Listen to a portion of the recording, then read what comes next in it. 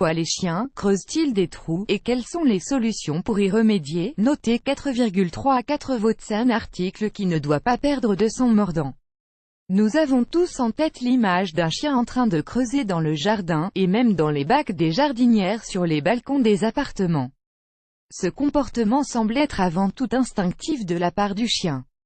Ce qui peut être la source de problèmes notamment pour les passionnés de jardinage qui prennent soin de leurs fleurs et autres plantes vertes.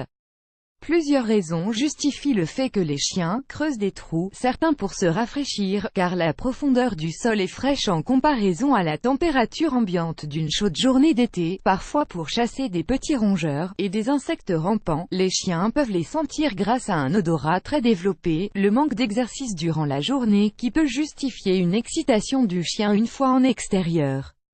La solitude ressentie par le chien. Si celui-ci se sent seul, il peut alors creuser des trous pour compenser son sentiment de solitude. Lorsqu'une chienne va mettre bas, quand les chiots vont arriver rapidement, l'instinct de la chienne pousse cette dernière à creuser un trou pour abriter ses futurs petits.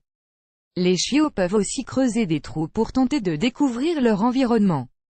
Enfin, certains chiens qui ont tendance à être plus sauvages et moins habitués à l'homme peuvent creuser des trous dans le but de déterrer des réserves de nourriture qu'ils ont eux-mêmes effectuées auparavant. Solution pour les propriétaires de chiens qui n'hésitent pas à creuser des trous. S'il fait chaud, tentez de leur trouver un endroit frais. Protégez l'accès du chien aux endroits où il peut creuser des trous dans le sol. Rendre moins agréable l'endroit où le chien creuse des trous, en disposant une pierre, un grillage sur le sol dans le but d'éviter que le chien ne réitère son comportement. Occupez son chien au maximum pour éviter qu'il ne ressente de l'ennui. Envisagez de voir un spécialiste en comportement des animaux, un comportementaliste, afin qu'il analyse l'animal et suggère des solutions.